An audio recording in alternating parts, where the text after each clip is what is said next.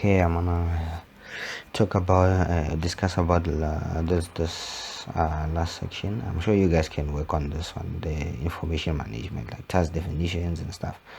I'm sure you can work on those ones. But now I wanna discuss more on these social implications. So we have it's more on cybersecurity stuff. Okay. There are crimes. Okay. There are certain crimes happening on the ICT level. Okay, we have piracy, we have phishing, okay, we have vishing, we have malware attacks.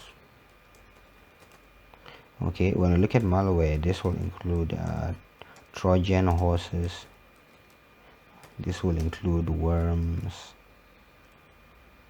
and etc. Okay, and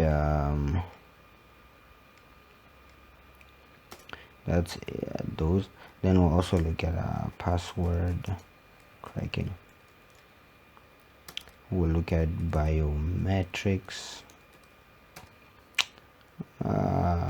God, how do we spell this? Okay, biometrics. Oh, damn. Okay, biometrics. Then what else? What do they have here? Possible geotagging, hoax, and that's it. Okay, let's discuss these ones that we have here. I'm just going to use the highlight. Piracy, as I explained, you basically duplicating. So you have a file and you're gonna make it exactly the same copy without permission from the publisher. So you're going to be, it's kind of like sharing it around. Imagine you created a software and you're selling that software, a guy buys it and then is now giving to people for free. So you wouldn't be exactly making a profit from that software you created. Yes, you earn the profit from that one guy, but how much could you have made from the remaining guys? See, yeah. Then we have phishing. So on the internet we have websites. Okay, so now these websites, let's take Facebook for instance. It has when you go to Facebook, it will have two fields, where you enter your username and your password. Now when we're phishing, we create a duplicate that will look like the legit one. We'll create a website of our own that looks like it. But then now when the victim enters their details, as I said in the username and the password field, it will actually take these details and now send them to me, and then I'll have your details just like that. It's a pretty neat one. And then vishing, it's very much similar to phishing, but now we're looking at a mobile level. Like for instance, when you log into your bank account, there's something that you send called the OTP, which stands for the one-time PIN. Okay, it's like those 4-digit numbers you would get, and you're supposed to like enter it into the website, for you to continue the login process. So now vishing is actually a way of obtaining this OTP, sort of like calling in, be like, hey, we sent you a text, we are from FNB and or whatever bank it is, and we would like to confirm you.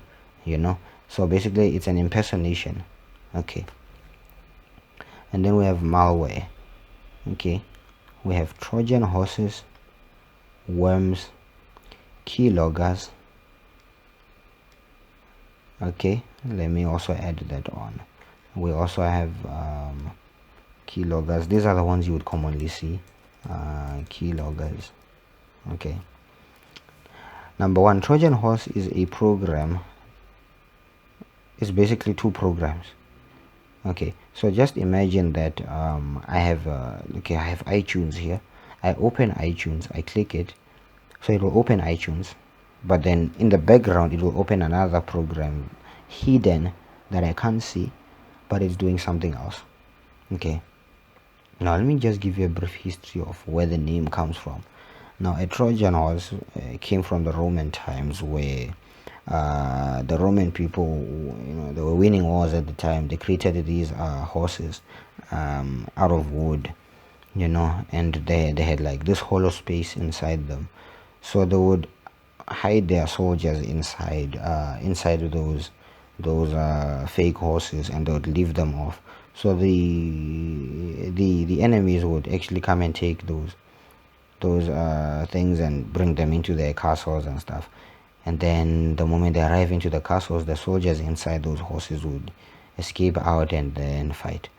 So Trojan horse is basically, it's disguised and it looks real, but then in the background it's doing something else. Just like those horses were those soldiers were waiting inside, it's basically it. And then worms are basically very powerful viruses that would self-propagate.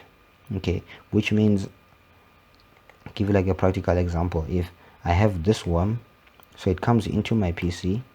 Okay, so let's just say my PC is infected, and now you and I are in a certain network, right?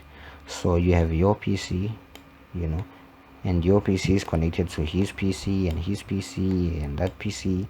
So basically, if I was infected by a worm, there's a possibility you could get infected, and so would he, and so would he, and so would he.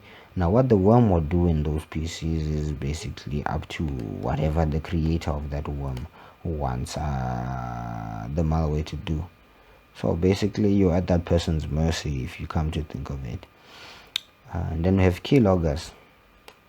Now, on the keyboard, each time you press keys on the keyboard, you are creating something that's called keystrokes. You're stroking certain keys on the keyboard. You're pressing keys on the keyboard.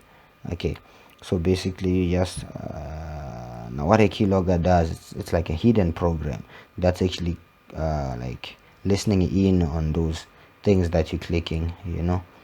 And how is this useful for the hacker or the programmer?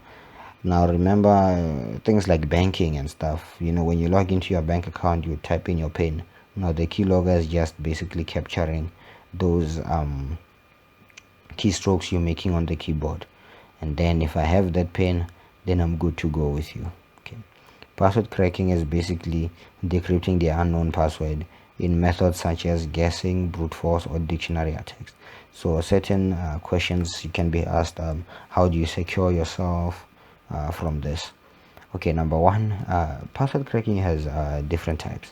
As I said, brute force, dictionary attacks, and guessing, and incremental attacks and stuff. But I won't discuss those in detail. Okay.